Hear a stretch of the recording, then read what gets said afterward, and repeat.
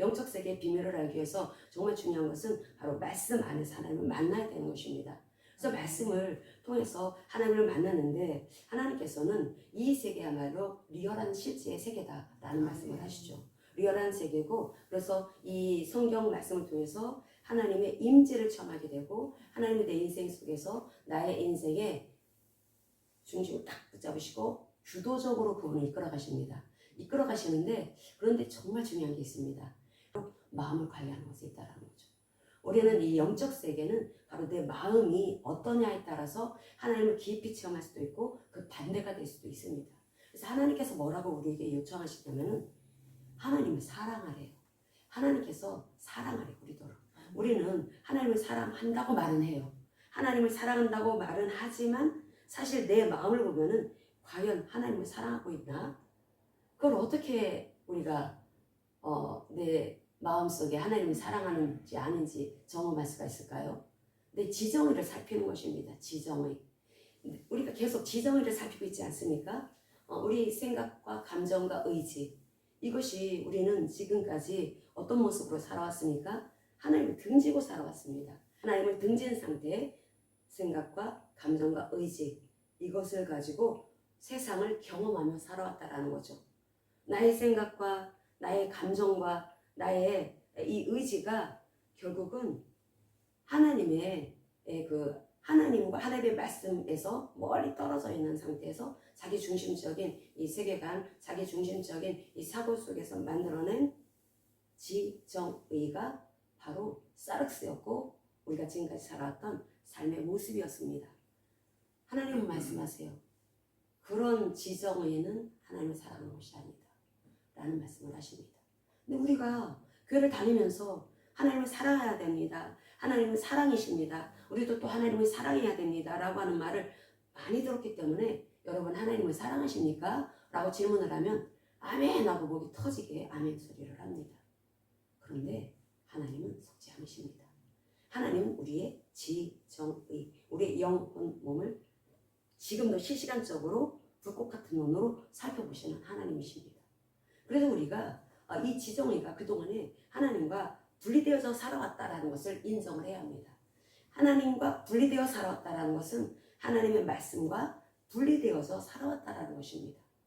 우리는 하나님과 완전히 분리되어서 살아왔었죠. 그걸 악이라고 합니다. 성경에서 악이라고 하는 것은 하나님의 그 마음을 떠난 상태의 삶, 하나님의 우리에게 요구하시는 바른 길이 있는데 그 길을 떠난 상태의 그 길을 걸어가는 삶, 그것을 악이라고 합니다. 그걸 라라고 하는데 그게 모든 사람의 마음속 깊은 곳에 드리워져 있습니다.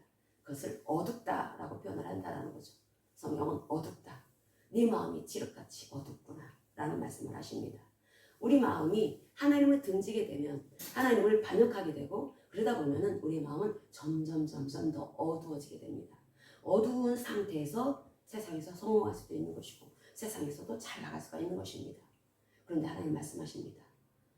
불행한 인생이다 라고 말씀을 하십니다. 왜냐하면 지압을 품고 있기 때문에 빛이 계속 비춰져도 전혀 알아채지 못합니다. 그게 왜? 어둡기 때문에, 칠흑같이 어둡기 때문에. 요한복음 1장에서 말씀하고 있는 빛이 비춰졌지만 그들은 어둡기 때문에 깨닫지를 못하고 있었다라는 말씀을 하십니다. 그러면 우리가 이 마음이 지금 어두워진 상태에서 하나님을 사랑할 수가 있을까? 사랑 못합니다. 그럼 우리가 어떻게 해서 하나님을 사랑할 수가 있을까? 하나님을 사랑하기 위해서는 내가 지금 어둠 가운데 있는 사람이라고 하는 것을 인정을 해야 합니다. 내가 지금 하나님을 떠나서 반역을 하고 살아왔고 하나님과 분리되어 있는 삶을 살아왔구나. 이것이 죄였구나. 이게 악이었구나. 이게 어둠이었구나. 이것이 하나님의 축복을 막는 담이었구나 라고 하는 것을 알아야 합니다. 그것을 깨달은 사람들이 하나님의 놀라운 은혜 가운데 나갈 수가 있는 것입니다. 대표적으로 느헤미야가 있었고 다니엘이 있었습니다. 다니엘이 앞세대 사람이니까 다니엘부터 얘기를 해야 되겠네요. 이 다니엘이라고 하는 사람이 다니엘서 12장에 걸친 다니엘서를 기록을 하죠. 그런데 이 다니엘서를 여러 번 알아야지 우리가 종말에 대해서도 알아갈 수가 있습니다. 요한계시록이 지구 종말에 대해서 말씀하고 있는 내용이 요한계시록의 담겨져 있죠. 근데 그 전편이 다니엘서입니다. 다니엘서를 모르는 상태에서 요한계시록을 보게 되면은 그것은 종말에 대해서 완벽하게 해석하는 것이 아닙니다. 이 종말에 대해서 완벽하게 해석하기 위해서는 반드시 다니엘서를 알아야 합니다. 다니엘이라고 하는 사람에게 하나님께서는 다니엘이 죽은 다음에도 몇 년입니까? 2500년이 지난 후에 벌어질 일에 대해서 다니엘에게 하나님께서는 그 비밀을 알려주셨다라는 거죠. 얼마나 다니엘을 사랑하셨으며 하나님께서는 우리와 연인 관계가 되기를 원하십니다. 부부 관계가 되기를 원하십니다. 왜냐하면 하나님은 당신을 다 주고 싶으셔가지고 부부는 한 몸이라고 하지 않습니까? 부부는 한 몸이기 때문에 남편 재산이 아내 재산, 아내 거가 남편 거. 그러니까 남편 거는 다 아내가 쓸 수가 있는 것이고 아내 거는 다 남편이 쓸 수가 있는 것이고 한 몸이니까. 그래서 거기에는 네 거 있고 내 거 있는 거 없는 것입니다. 하나님께서 우리를 부부관계로 부르셨어요. 하나님은 우리에게 그 모든 비밀 없이 다 알려주시기를 원하십니다. 다니엘을 얼마나 사랑하셨으면은 하나님께서는 다니엘에게 그 2500년 이후에 벌어질 일에 대해서 어떻게 그렇게 기가 막히게 예언을 했을까? 그것은 하나님이 다니엘을 사랑했기 때문이다. 그럼 다니엘은 어떻게 해서 그 하나님의 사랑을 받을 수가 있을까? 그 이스라엘 백성들은 하나님을 사랑하라고 하나님 말씀을 하십니다. 하나님께서 이스라엘 백성들에게 요구하시는 것이 있습니다. 그게 바로 하나님을 사랑하는 거라는 거죠. 우리 그 신명기를 보겠습니다. 신명기 10장 12절에서부터 13절 같이 보겠습니다. 이스라엘아 내 하나님 여호와께서 네게 요구하시는 것이 무엇이냐? 곧 내 하나님 여호와를 경외하여 그의 모든 도를 행하고 그를 사랑하며 마음을 다하고 뜻을 다하여 네 하나님 여호와를 섬기고 내가 오늘 네 행복을 위하여 네게 명령하는 여호와의 명령과 규례를 지킬 것이 아니냐. 아멘. 하나님께서 요청하시는 삶이 무엇이라고 하십니까? 하나님을 경외하고 하나님을 사랑하는 것이다. 하나님을 사랑하는 것은 하나님이 주신 말씀을 지키는 것이다 라고 말씀을 하고 있습니다. 근데 하나님을 사랑하는 것에 대해서 마음과 뜻과 정성을 다해서 하나님을 사랑하는 것이다 라는 말씀을 하고 있다는 거죠. 그럼 어떻게 하는 것이 내 마음을 다하고 뜻을 다하고 성품을 다하는 그런 전심, 전력, 전영을 다해서 하나님을 사랑하는 것일까? 그것에 대해서 우리 예수님께서 오늘 말씀을 하시기를 하나님을 사랑하는 사람은 하나님의 말씀을 지킨다라는 말씀을 하고 있습니다. 하나님을 사랑하니까 하나님의 말씀을 지킨다라는 거죠. 그럼 다니엘은 하나님의 말씀을 지켰을까? 당연입니다. 다니엘은 하나님의 이 말씀을 꽉 붙잡았습니다. 하나님의 이 말씀을 붙잡았던 이 다니엘이 포로지에 끌려가면서 무슨 생각을 했을까요? 그 어린아이가 한 15살 정도 된 그 어린아이가 포로지에 끌려가면서 이 아이의 마음속에는 내가 하나님의 말씀을 꽉 붙잡아야지 이런 마음을 가진 것입니다. 그래서 칼날 자기를 죽일 수 있을 그러한 힘과 권력과 그 모든 것을 가지고 있는 그 바벨론에 가서도 전혀 하나님의 말씀과 타협하지 않았다라는 거죠. 그런데 그렇게 살았는데 다가온 것은 죽음이 아니라 성공이었습니다. 다니엘서 9장을 보겠습니다. 다니엘서 9장 4절. 하나님께서 이스라엘 백성들과 언약을 맺었기 때문에 하나님께서는 이스라엘 백성들한테 나를 경외하라, 나를 사랑하라 하고 요구하실 수가 있었던 것입니다. 이 언약이 굉장히 중요하죠. 이 다니엘이 하나님의 이 말씀, 또 언약 백성이라고 하는 것을 꽉 붙잡고 그렇게 기도를 할 때 특별히 이 9장에서 여호와라고 하는 신명이 집중적으로 나오는 것을 볼 수가 있습니다. 나머지 장에서 여호와라는 단어가 전혀 나오지 않습니다. 1장에서부터 8장까지 또 10장에서부터 12장까지 다니엘서에서 여호와라고 하는 신명이 다른 데서는 하나도 안 나오고 이 9장에서만 나온다라는 거죠. 엄청난 비밀이 여기 있는 것입니다. 9장 4절 같이 읽겠습니다. 내 하나님 여호와께 기도하며 자복하여 이르기를 크시고 두려워할 주 하나님 주를 사랑하고 주의 계명을 지키는 자를 위하여 언약을 지키시고 그에게 인자를 베푸시는 이시여. 아멘. 지금 다니엘이 이미 이스라엘 백성들 남유다가 멸망을 당했고 자기네 그 민족을 생각하니까 기가 막힌 거예요. 기가 막혀가지고 이렇게 하나님 앞에 기도를 할 때 어떻게 기도를 하냐면 언약의 하나님, 언약을 맺으신 하나님은 언약의 신실하신 하나님입니다. 그 하나님의 신명이 여호와입니다. 여호와. 그래서 여호와라고 하는 신명이 다니엘서 9장에 집중적으로 나온다라는 거죠. 의도적으로 이렇게 성경을 쓴 것입니다. 그러니까 다른 데서는 여호와가 하나도 안 나옵니다. 이 다니엘서 9장에는 다니엘의 기도, 굉장히 유명한 기도가 나옵니다. 그 다니엘이 어떻게 기도했는지, 언약의 하나님에 대해서 기도를 합니다. 그 기도를 할 때 이 다니엘은 어떻게 기도를 하냐면 먼저 하나님을 높입니다. 우리가 기도의 방법을 여기서 배웁니다. 어떻게 기도를 할까? 하나님은 크시고도 두려워할 주 하나님이십니다. 크고 두려운 하나님이라는 거죠. 하나님은 경외받기에 합당하신 하나님이시라는 것입니다. 하나님은 너무나 놀라우신 하나님이십니다. 하나님은 너무나 위대하신 하나님이십니다. 너무나 위엄하신 하나님, 너무나 어미하신 하나님이십니다. 그 하나님을 이렇게 높입니다. 기도 가운데 높입니다. 누가? 다니엘이 이렇게 높이는데 먼저 하나님을 크시고도 두려워할 주 하나님, 나의 주 하나님, 이게 내 하나님 여호와라고 하는 게 다니엘이 내 하나님, 나의 하나님, 나의 주, 나의 여호와 이렇게 그 신원을 이렇게 그 하나님과 자기와의 관계에 대해서 얼마나 사랑하는 사이인지 이렇게 표현을 했습니다. 그래서 어떤 사람은 뭐라고까지 얘기하냐면 하나님의 어린아이가 다니엘이었다라고까지 얘기합니다. 하나님의 어린아이. 다니엘이 얼마나 하나님을 사랑했냐면 하나님이 어린아이였다라고 그렇게 별명을 붙여줬습니다. 최근에 어떤 학자가 그렇게 붙여줬습니다. 다니엘은 하나님의 어린아이였다. 내 하나님이라고 했다라는 거죠. 내 주님, 내 하나님. 그 하나님은 경외받으시기에 합당하신 하나님이십니다. 그 하나님을 내가 사랑합니다. 그 하나님을 내가 온 마음을 다해서 사랑합니다. 여러분, 사랑을 한다면 마음은 나눠지지 않습니다. 예를 들어서 남자와 여자가 서로 모르다가 서로 만나는데 한눈에 뿅 갔습니다. 그럼 서로 사랑하게 되었습니다. 사랑하게 되게 되면은 그 사랑하니까 그 사람의 지정의가 어떻게 됩니까? 그 사람의 생각과 감정과 의지가 상대를 향해서 마음이 팍 열리게 됩니다. 그럼 거기서 자기를 주장하지 않습니다. 서로가 서로를 정말로 사랑해서 끔찍하게 사랑해가지고 결혼한 커플을 보면은 서로 너무너무 좋아가지고 그래서 완전히 그 사람의 생각, 감정, 의지가 완전히 열려가지고 그 사람의 아주 그 하이에 들어가죠. 그 사람 상대의 밑으로 딱 들어가게 됩니다. 아주 겸손한 모습으로 나는 너의 딸랑딸랑이야 강아지처럼 그렇게 여기는 것을 즐거워하죠. 사랑하니까 내가 내 돈 쓰는 거 아깝지 않습니다. 내 마음 쏟는 거 아깝지 않습니다. 내 시간 쓰는 거 아깝지 않습니다. 왜? 사랑하니까 그런 것입니다. 그렇게 상대에 대해서 그렇게 하는 것입니다. 자, 그러면 하나님을 사랑한다면 우리도 하나님에 대해서 그 지정의가 분명히 반응을 보여야 된다는 것입니다. 다니엘은 그 반응을 보이고 있습니다. 하나님에 대해서 그 생각, 감정, 의지. 다니엘은 목숨을 건 사람입니다. 하나님을 얼마나 사랑하는지 목숨까지 따라가는 거 두려워하지 않았습니다.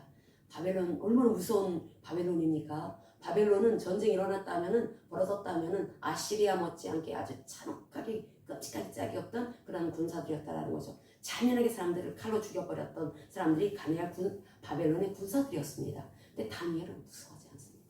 왜? 하나님 사랑하니까 무서워 겁내는 거 없다라는 것입니다. 강하고 담대한 영맹스러운 마음이 이 속에서 올라왔다라는 거죠. 그래서 하나님을 더 신뢰를 하게 됩니다. 하나님 앞에 그냥 항복합니다. 다니엘이 그랬다라는 거죠. 그러면서 어떻게 얘기를 하냐면 제가 하나님을 경외합니다. 제가 하나님을 너무너무 사랑합니다. 제 지정의가 오직 하나님 향해서 활짝활짝 다 열려 있습니다. 제 건 다 하나님 겁니다. 제 목숨 하나님 겁니다. 저는 하나님을 위해서 쓰는 시간 아깝지 않습니다. 제 물질 하나님께 드려지는 거 아깝지 않습니다. 그렇게 된 상태의 사람이 다니엘이었다라는 것입니다. 근데 그 다니엘이 어떻게 그렇게 기도하면서 자기 민족을 위해서, 민족의 해방을 위해서 기도하는 것에 어떻게 일하냐면 언약을 지키시고 그에게 인자를 베푸시는 이시여 9장 4절에 이렇게 말씀을 하고 있습니다. 언약을 지키시는 하나님, 제가 하나님을 사랑합니다. 하나님을 경외합니다. 근데 하나님 누구십니까? 제가 사랑하는 하나님은 언약을 지키시는 하나님이 아니십니까?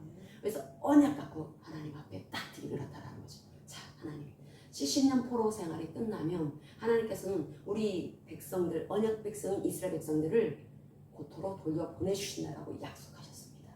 그 언약 갖고 기도했던 사람이 다니엘이었습니다. 그런데 기가 막힌 게 있습니다. 아니 기도를 똑같이 하는 사람이 있습니다. 그 사람이 바로 느헤미야입니다. 우리 느헤미야서 가겠습니다. 느헤미야 1장 5절. 느헤미야서 1장 5절. 여러분 느헤미야가 누굽니까? 내시 환관입니다. 결혼 못합니다. 환관은 결혼 못하고 그리고 또 이 완전히 자기가 모시는 그 왕 앞에 완전히 굴복한 자세로 살아가야죠. 완전히 항복한 자세. 그러니까 이 느헤미야라고 하는 사람은 그 당시에 그 아닥사스다 왕 그때 술 맡은 관원이었었는데 이 술이라고 하는 거 왕들이 항상 술 먹지 않습니까? 주로 이제 포도주를 마시는데 그 술을 먹을 때 이 술에 독을 타서 죽이는 경우가 참 많았습니다. 과거에 고대 왕국에서 그 정적들은 항상 있기 마련이니까 정적들은 주로 멀리 있지 않습니다. 자기 주변에 있습니다. 가족들. 그럼 가족들도 무섭습니다. 형제지가 무섭습니다. 그 왕의 자리 차지하기 위해서 왕자리는 하나잖아요.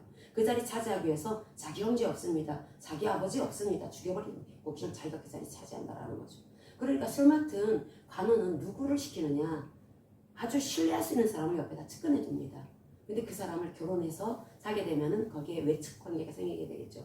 그러니까 아예 결혼을 하지 못하게 환관을 쓰게 됐다라는 거죠. 환관을 쓴다라는 것입니다. 결혼하지 않고 그래서 내시로 거세한 사람, 그 사람을 옆에 두고 항상 자기 옆에 둡니다. 자기 옆에서 생활하게 합니다. 신뢰하는 사람을 이렇게 한 거죠. 그러니까 느헤미야가 굉장히 아닥사스다 왕의 총애를 받은 사람이었습니다. 근데 그 사람이 이미 이제 그 다니엘의 그 기도에 하나님이 응답하여 주셔가지고 고토로 돌아가게 됩니다. 이스라엘 백성들이 고토로 돌아갔는데 고토로 돌아가고 나서 소식을 듣다 보니까 근데 성전은 이제 지어졌는데 성벽이 무너졌다라는 거예요. 예루살렘 성벽이 무너졌다라는 거예요. 그래서 그 성벽이 무너졌다라고 하는 소리를 듣고 이 사람이 금식을 합니다. 느헤미야가 하나님을 얼마나 사랑했는지 그 금식하면서 기도한 내용하고 이 다니엘의 기도하고 똑같습니다. 우리 1장 5절 같이 읽겠습니다. 이르되 하늘의 하나님 여호와 크고 두려우신 하나님이여 주를 사랑하고 주의 계명을 지키는 자에게 언약을 지키시며 긍휼을 베푸시는 주여 간구하나이다. 아멘. 약간 우리나라 말 단어는 좀 약간 틀리지만은 같은 내용입니다. 결국 하나님은 하나님 우리가 두려워해야 되겠죠. 경외해야 하는 것입니다. 크고 두려우신 하나님, 경외받아 마땅하신 너무나 위대하신 하나님이라는 것입니다. 그리고 그 하나님과 우리는 하나님께서 신명기 10장에서 우리에게 요청하시는 것처럼 하나님을 경외하는 사람은 하나님께 대해서 완전히 마음이 이렇게 열리게 되기 때문에 하나님과 이제 영이신 하나님이시지만 내 지정의가 이제 반응을 보여집니다. 하나님을 경외하니까 마음이 열려서 하나님께서 이렇게 우리 민족을 위해서 이렇게 놀라운 일들을 행해 주셨구나. 우리를 출애굽시켜 주시고 그리고 우리를 이 적어 뿌리는 이 가나안 땅으로 인도해 주셔서 우리로 이렇게 살게 하셨구나 라고 하는 것을 알게 된 사람들은 이 마음이 활짝 열려서 전심을 다하고 전력을 다하고 전영을 다해서 하나님을 사랑하게 된다는 거죠. 결국 사랑이라고 하는 것은 입에 발린 말이 아니라는 것입니다. 사랑이라고 하는 것은 내 지정의가 활짝 열려서 어디를 향해야 합니까? 말씀을 향해야 된다는 것입니다. 아니면 우리는 이 내 생각과 감정과 의지는 우리가 이 문화 속에 타락한 문화 속에서 살고 있기 때문에 언제 우리의 생각이 우리의 감정이 세상의 문화에 영향을 줄지 모릅니다.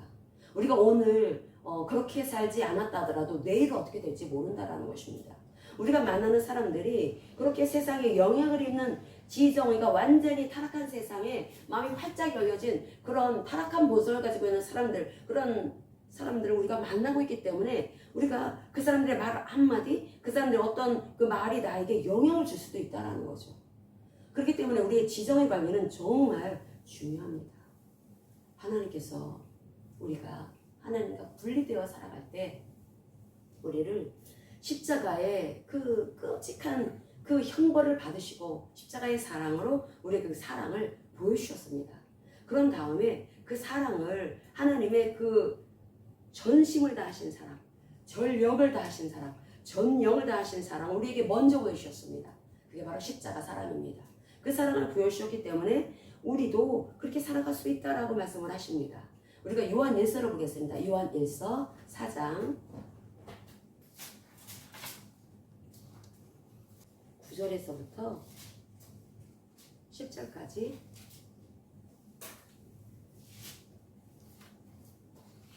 하나님을 사랑하라, 하나님을 사랑하라 라고 하는 말씀을 드릴 때 아니 보이지도 않는 하나님 어떻게 사랑하랍니까? 하나님을 그럼 어떻게 사랑하는 것입니까? 그러면은 입으로 립 서비스를 네 나 하나님 사랑한다고요.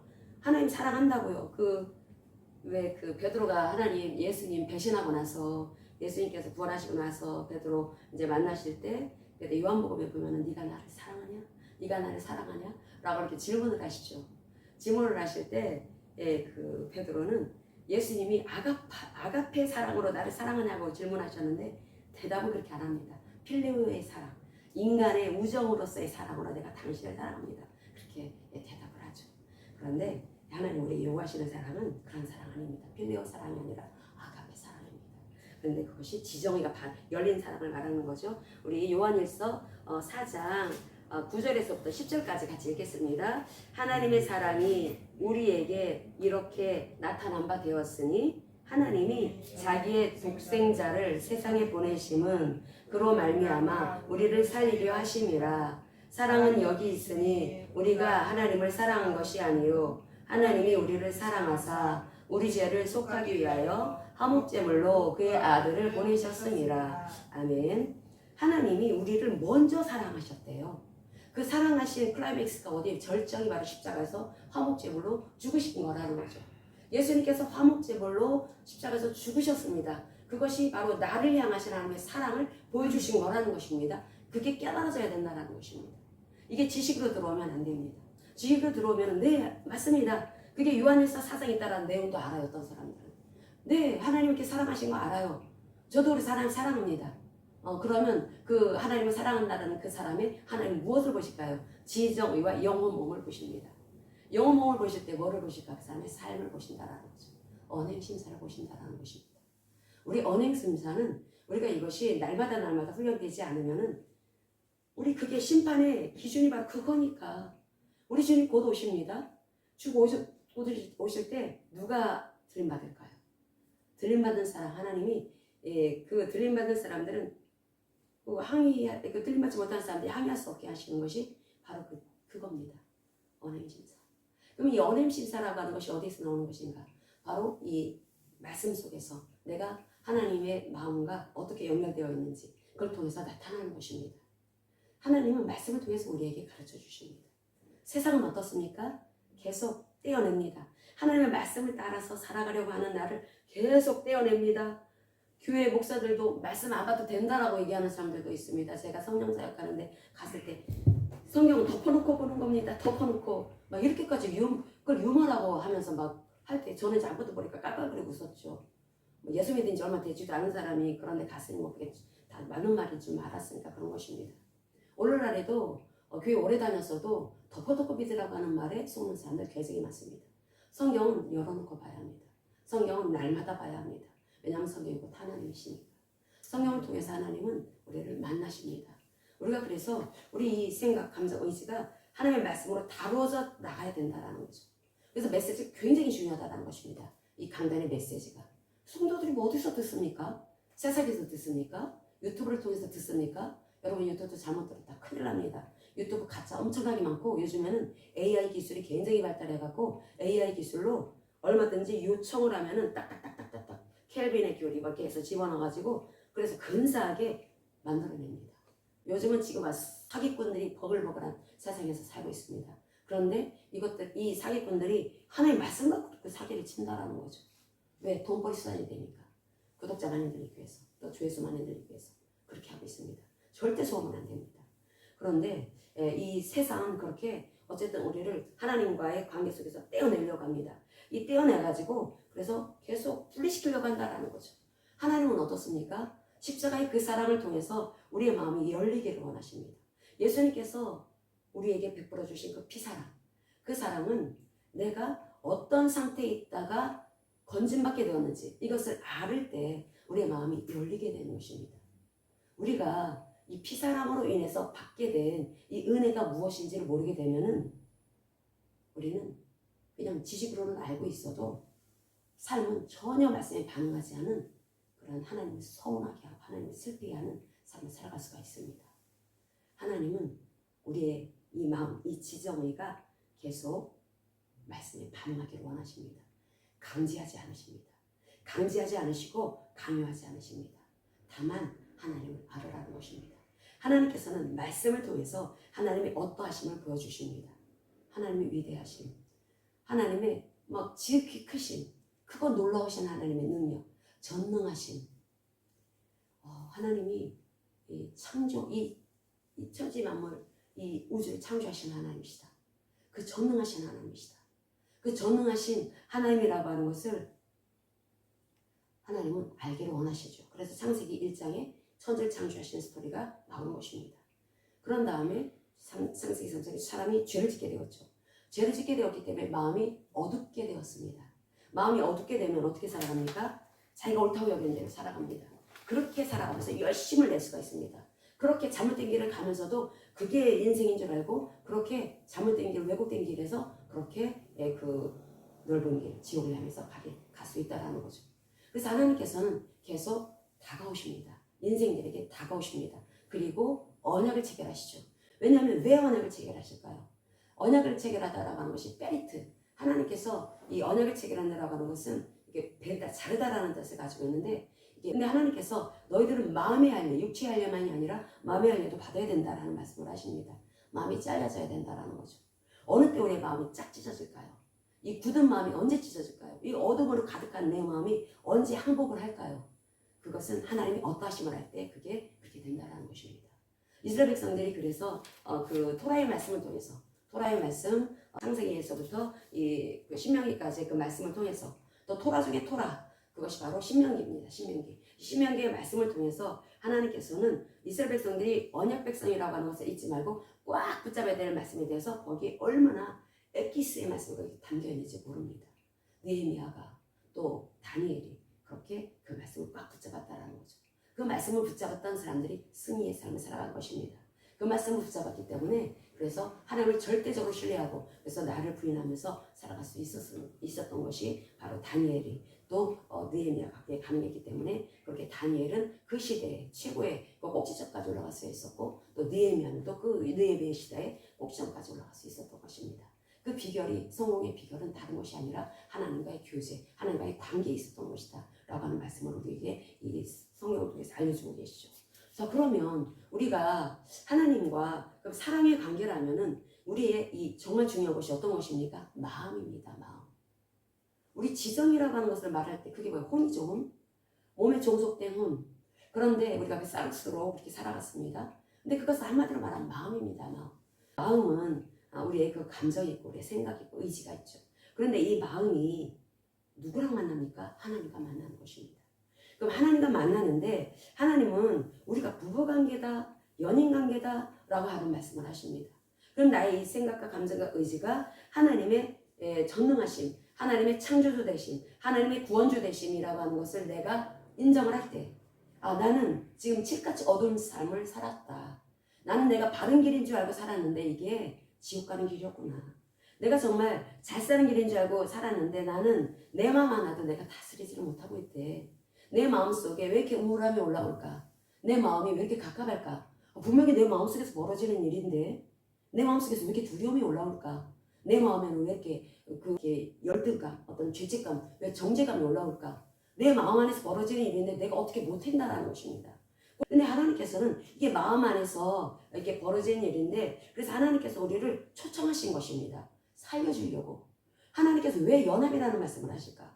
우리가 하나님과 완전히 분리된 삶을 살아갔던 우리들을 하나님께서는 십자가 부활의 복음을 통해서 우리를 만나주시는데 어떻게 만나주십니까? 부부관계처럼, 연인관계처럼 연합되어서 만나주시는 것입니다. 연합의 의미를 알기 위해서는 결혼관계를 통해서 부부생활할 때 그거를 이해하면 됩니다. 이게 그 연합이 무엇일까? 완전히 하나 되는 것을 말하는 것입니다. 영, 혼, 몸. 하나님께 완전히 마음이 완전히 구부러져 있는 거죠. 절대적으로 하나님 신뢰하는 것입니다.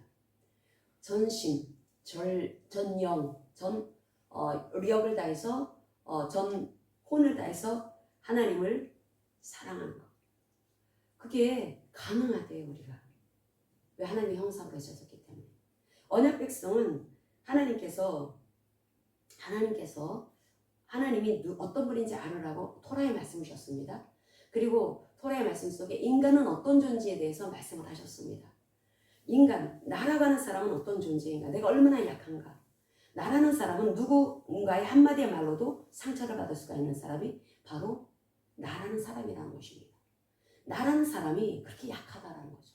우리가 그렇게 약한 존재라고 하는 것을 인정을 해야 합니다. 그래서 하나님께서는 그 지정의가 이렇게 약해 터졌는데 이 사람들을 하나님이 살리시기 위해서 이스라엘 백성들, 아브라함의 후손이 이스라엘 백성들과 언약을 맺으신 것이고 그들을 하나님께서는 품어주신 것입니다. 근데 이때는 예수님이 이 땅에 오시기 전에 시대의 사람들이기 때문에 하나님께서 주신 말씀은 토라의 말씀이었다는 거죠. 토라의 말씀. 이 토라의 말씀으로도 그들은 인격적인 관계를 가질 수가 있었습니다. 하나님을 사랑하라고 했을 때 이 사랑이라고 하는 이 단어가 아브라고 하는 단어인데 이게 그 특별하게 뭐 하나님이니까 특별한 단어로 쓴 게 아닙니다. 하나님을 사랑하라 라고 하는 그 단어와 부부간의 사랑이라 라는 단어 똑같은 단어를 씁니다. 연인 간의 사랑 똑같은 단어를 씁니다. 가족 간의 뭐 부모 자식 간의 사랑하라 똑같은 단어를 씁니다. 평이한 단어를 썼다라는 거죠. 아, 하나님을 사랑하는 것이 어려운 게 아니구나. 내가 누군가를 서로 사랑을 할 때 누군가를 사랑하고 있다면 그렇게 사랑하는 것이 하나님 사랑하는 거구나. 그렇게 알면 되는 것입니다. 그래서 하나님께서는 어렵게 단어를 쓰지 않으셨다는 거죠. 똑같은 단어를 사용하셔서 하나님을 사랑해라. 네가 네 남편을 사랑하냐? 네 아내를 사랑하냐? 그런 것처럼 사랑하는 거야, 하나님을. 그럼 하나님을 사랑한다면 그러면은 내가 내 아내를 사랑하고 내 남편을 사랑한다면 아주 뭐 쓸개까지 다 꺼내주려고 하겠죠. 사랑하니까. 뭐 지갑 다 털어서 줍니다. 뭐 비자금이 어디 있습니까? 내 아내가 고통스러우면 내가 그냥 몸이 부셔져라 일하려고 하겠죠. 사랑하니까. 내 아내 고생하는 건 그거 못 봅니다. 사랑하니까. 그러니까 그렇게 사랑하냐? 사랑하면 너 하나님 사랑할 수 있다. 하나님 사랑하는데 이 사랑은 그럼 어떻게 사랑하는 겁니까? 하나님 사랑하면 그 하나님이 하신 그 말씀을 다 따르려고 한다는 거죠.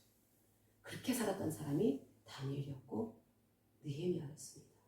그 사람들은 아주 대표적으로 성공한 케이스죠. 다윗은 어떻습니까? 다윗도 그렇게 하나님을 사랑했습니다. 그래서 인격적인 관계. 여러분 그러면 사랑을 한다면 그렇다면서요. 서로 사랑을 하면은 서로 막 같이 사고 싶다면서요. 결혼하고 싶다면서요. 빨리.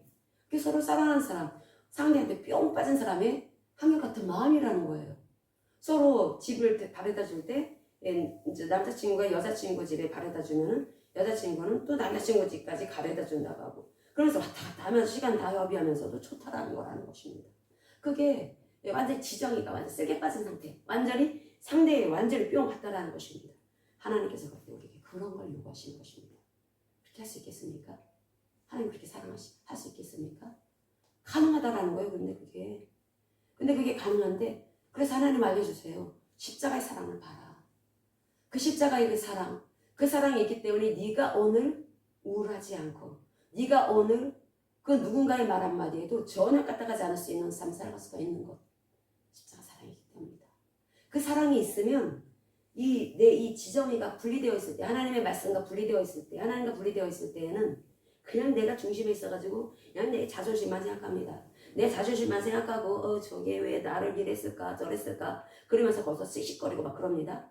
그때 분리됐기 때문에 그런 것입니다. 그래서 그 결과는 무엇입니까? 상처, 우울함, 아픔, 괴로움 이게 있는 것입니다. 그런데 이 십자가의 사랑을 보라는 거예요. 하나님이 십자가에서 죽으셨어요. 끔찍하게. 그냥 매달아서 돌아가시게 한 것만 아니에요.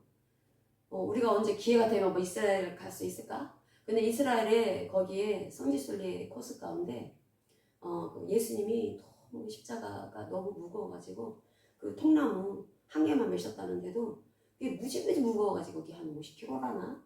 50kg로 되게 진다고 생각해보세요. 아주 막 그러잖아도 엄청나게 맞으셨잖아요. 예수님이 그 전에. 뼈 조각으로 그 책지 끄트머리에다 그걸 달아놓고서 로마 군사 힘 좋은 젊은 청년 병사가 그렇게 쳐댔으니 얼마나 아프셨을까요? 살이 두두두두두 뜯어지고 핏줄도 두두둑 터지고 힘줄도 터지고 그러니까 온몸이 완전히 그러기 상태.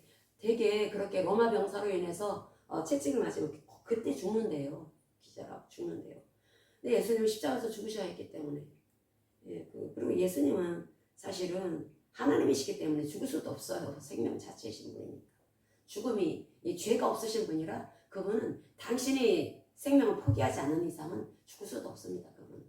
그런데 그분이 그렇게 십자가에서 죽으시기 위해서 이렇게 온몸에 매질을 당하고 그렇게 질질 온몸 막 쓰러지고 막 7번을 쓰러지셨나? 그렇게 8지점 7지점인가 8지점까지 있거든요. 거기 가보면 그게 있어요. 근데 거기에 쉬신 장소라고 되어 있어요.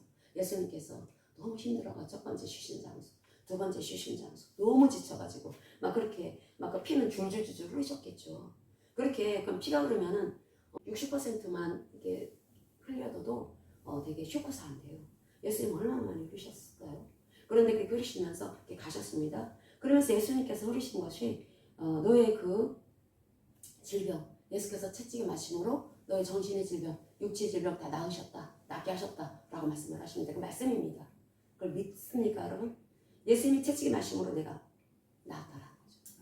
그런 다음에 예수님께서 십자가에서 못 박혀 돌아가셨어요. 못 박혀서 돌아가셨는데 돌아가실 때 우리가 하나님과 분리되어 어둠 가운데 살아가면서 내가 내 생각, 감정, 의지, 내 지정의가 얼마나 살아내기 위해서 애써 살아왔습니까? 여러분 참 고생 많이 하셨습니다. 내 자존심을 지키기 위해서, 내 라이프 스타일을 지키기 위해서, 내 퍼스를 지키기 위해서 누가 무슨 말하면 그 때문에 막 고민하고 씩씩거리고 막 이렇게 하나님과 분리된 상태의 삶, 우울할 수밖에 없고 상처받을 수밖에 없고 두려울 수밖에 없고 계속해서 불안할 수밖에 없고 이러한 이 삶, 이런 삶은 도닦는다고 해결되는 것도 아니고 선행한다고 해결되는 것도 아니고 구제 많이 한다고 해결되는 게 아닙니다.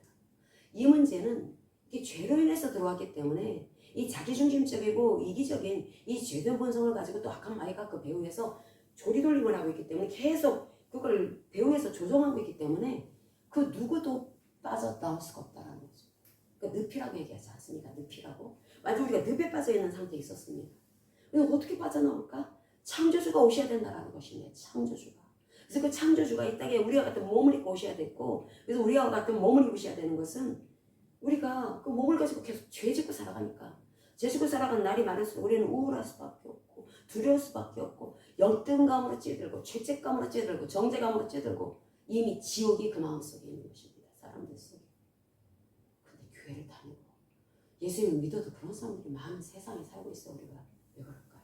복음을 모르기 때문에, 말씀을 모르기 때문에. 근데 예수님께서 십자가에서 다 해결해 주셔가지고 하나님께서 너희들의 문제는 하나님과 분리되어서 온 것이다. 그렇기 때문에 하나님과 연합되어져야 된다. 예수님께서 하신 그 일을 내가 믿을 때 나는 예수님이 나를 딱 안아주셔가지고 예수님과 연합된다고 했습니다. 예수님과 연합되어져서 이제 나는 하나님과 한 몸이 된 것입니다. 한 몸. 하나님이 나를 안아주셨기 때문에 나는 이제 하나님 사람이 된 거야. 하나님 사람. 신부라고 그리스도의 신부가 된 것입니다. 그리스도의 연인이 된 것입니다. 연인이 되어서 하나가 되었다라는 거죠. 하나가 되어서 이렇게 딱 안고 계시는 것입니다. 그럼 나는 지금 어떤 상태입니까? 저와 여러분들은 어떤 상태에 있습니까? 나의 지정의가 이제 하나님과 연합되어진 지정의가 되었다라는 거죠. 나의 생각, 나의 감정, 나의 의지가 지금 앵겨져 있는 것입니다. 하나님께. 하나님께 앵겨져 있는 것입니다. 근데 안겨져 있는데 이 관계가 간유에 의해서 그렇게 된 것이 아니라 내가 하나님을 신뢰하기 때문에 십자가 부활의 복음을 통해서 나에게 주신 그 은혜가 얼마나 놀라운 것인지 나로 하여금 그 늪 속에 빠진 나, 그 칠흑같이 어둠 속에 있는 나를 빼내주셨기 때문에 내가 빛 가운데 나가게 된 것입니다. 이 빛 가운데 나가기 때문에 나는 이제 자유할 수가 있는 것이고 진리가 너희를 자유케 하리라 라고 하는 이 말씀을 원어민 성경에서는 진리가 너희를 죄와 악으로부터 자유케 한다라고 번역을 하고 있습니다. 도대체 무엇으로부터의 자유일까? 죄와 악으로부터의 자유입니다. 그게 바로 칠흑같이 어두운 그 상태에 있는 라, 그 상태에 있는 모든 인류가 가지고 있는 그 어둠, 자기로서는 어떻게 할 수가 없는 그 늪 속에 빠져 있는 것을 종교적인 악, 하나님을 등진 삶, 악이라고 말을 합니다. 그 악에 빠져 있는 이 사람들이 빼내주기 위해서 하나님께서는 십자가에서 죽으시고 그걸 믿을 때 하나님은 이렇게 우리를 딱 안아주신다는 거죠. 안아주셔가지고 나의 생각과 감정과 의지가 이제는 말씀에 반응하도록 하십니다. 여러분, 하나님의 말씀, 이 성경 말씀 속에는 하나님의 생각과 하나님의 감정과 하나님의 의지가 담겨져 있습니다. 그러면 우리의 생각과 우리의 감정과 우리의 의지가 어떻게 해야 될까요? 우리 한 몸이니까, 주님과 하나니까 계속 내가 사랑하는 그 주님과 계속 연합되어져서 그분께 계속 이렇게 기울어져 있어야 된다는 거죠. 그게 바로 포도나무와 가지의 비유의 말씀입니다. 거기서 생명이 흘러나온다는 것입니다. 하나님 나를 살리시려고 합니다. 우리가 이 세상을 살아갈 때 별의별 사람들 다 만납니다. 그럴 때 우리의 마음이 연약해서 거기에 영향을 입을 수가 있습니다. 여러분 아셔야 합니다. 지금 이 시대는 이겨야 합니다. 지금 이 시대에 여러분 이 지정의가 관리를 못하게 되면 쪼그라져가지고 그 사람하고 그 세상 사람들은 어떤 사람들이라고요? 하나님과 분리되어 살아가는 지정을 가진 사람들입니다. 이 사람들하고 똑같은 모습을 보일 수가 있습니다. 근데 하나님을 사랑하면 우리가 사랑이라고 하는 것은 한 번 사랑하고 마는 게 아니죠. 계속 살아가는 것입니다. 계속 살아가는 것이기 때문에 우리가 안겨져 있어가지고 계속 그분의 주권을, 그분의 왕되심을, 그분의 주인되심을 인정해야 합니다. 사랑이라고 하는 것은 한 번 사랑하고 마는 게 아니죠. 하나님 우리에게 왜 부부관계, 연인관계라고 말씀을 하실까? 우리를 왜 신부라고 하실까? 계속되는 거니까. 계속되는 거죠. 이어지는 것이니까. 이어지는 삶. 그래서 그 이어지는 삶을 살아가기 위해서 우리가 오늘도 우리 이 지정이가 영향을 입어가지고 환경에 영향을 입어서 하나님의 그 뜻을 이탈할 수가 있습니다. 마귀는 그렇게 합니다. 환경을 통해서, 사람들을 통해서, 문화를 통해서 내 지정이가 자꾸 이탈하게 한다는 거죠. 우리는 하나님의 말씀을 통해서 하나님 나라를 얼마나 사랑하는지를 발견해야 되고 그 사랑의 반응은 다른 것이 아니라 하나님의 말씀에 반응하는 것이구나. 나의 생각, 감정, 의지가 그래서 어떻게 합니까? 하나님과 인격적인 관계, 인격적인 교제라는 것은 다른 것이 아니라 나의 지정의가 하나님의 말씀께로부터 계속 연합되어져서 하나님을 신뢰하는 가운데 하나님의 말씀을 인정하는 것. 하나님의 말씀을 인정하는 것이 하나님을 신뢰하는 것이고 하나님을 신뢰하는 사람은 하나님 앞에 그냥 항복합니다. 하나님이 어떤 말씀을 하셔도 거기에 항복합니다. 그리고 하나님을 경외합니다. 하나님을 경외하는 자가 악에서 떠난다고 했죠. 이 지금까지 어둡게 만든 이 악에서 누가 떠날 수 있을까? 하나님을 경외하는 사람이 떠날 수 있다는 것입니다.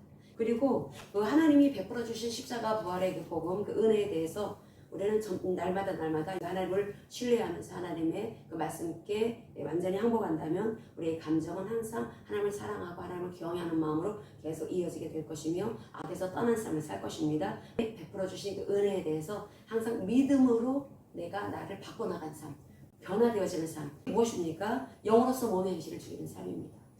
영으로서 몸의 행실을 죽이는 게 무엇일까요? 하나님의 말씀으로서 우리의 행실을, 언행심사를 죽여나가는 삶을 살아가는 것이고 하나님과 분리된 모습을 죽여나가는 것입니다.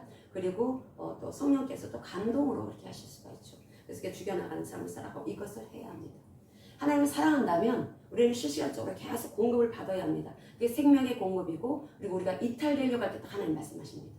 우리 이탈되면 절대 큰일 납니다. 우리 휴거되어야 되지 않겠습니까? 우리 수리계 성도들 모두 휴거되어지기를 원합니다. 그런데 하나님을 사랑해야 합니다. 하나님을 경외해야 합니다. 조건이 있다라는 거죠. 교회 다닌다고? 아닙니다. 하나님은 말씀 속에서 이미 우리 지정이 관리할 수 있는 것에 대해서 이미 말씀을 하셨습니다. 이 말씀. 그래서 우리가 오늘도 살아가는 것은 하나님을 사랑하기 때문에 하나님께서 나를 사랑하시기 때문에 나는 그 사랑을 그 세상에 내 영혼 몸을 통해서 드러내는 삶을 살아가는 것입니다. 그게 바로 생명을 풀어내는 삶입니다. 생명을 풀어내는 삶. 내가 하나님을 사랑한다면 하나님의 말씀을 내 마음 안에 둡니다. 말씀을 두고 하나님과 연합되어졌으니까 하나니까 사랑하니까 그 말씀 그대로 살아냅니다. 내 언어가 달라지고 먼저는 내 생각이 달라지고 내 이 몸이 붙어 있으니까 내 언어가 달라지고 내 태도가 달라지고 언행심사가 달라집니다. 근데 하나님 말씀하십니다. 그것을 통해서 사람이 흘러나간다. 그것을 통해서 생명이 흘러나간다. 그래서 우리가 표지라는 거죠. 내가 이제 삶을 살아가면서 가장 가깝게 하는 내 가족들, 내가 자주 만나는 사람들한테 생명을 불러넣어주는 사람이 되어야 된다는 것입니다. 내가 어떤 대화를 했을 때 시작 한번 해보자. 이런 게 나한테 생명을 주는 사람이 있는가 하면 말 안 하는데 힘 쫙 빠지게 만들고 열등감 또는 정직감에 빠지게 만들고 이런 사람이 있을 수가 있습니다. 그런 사람은 죽음을 몰아주는 삶이죠. 이는 어떤 사람들입니까? 생명을 계속 공급하는 사람이 되어야 한다. 그 삶을 하나님께서 우리에게 요구하고 계십니다. 그런 삶을 살아갈 때 우리는 진정 하나님의 말씀 지키며 살아갈 수 있을 것입니다. 이 말씀, 오늘 본문 말씀 읽으면서 오늘 말씀 마치겠습니다. 요한복음 14장 15절과 21절 21절부터 먼저 읽고 15절 그 다음에 읽겠습니다. 21절을 이렇게 요약해서 15절로 같이 읽겠습니다. 시작. 나의 계명을 지키는 자라야 나를 사랑하는 자니 나를 사랑하는 자는 내 아버지께 사랑을 받을 것이요 나도 그를 사랑하여 그에게 나를 나타내리라. 15절 너희가 나를 사랑하면 나의 계명을 지키리라. 아멘.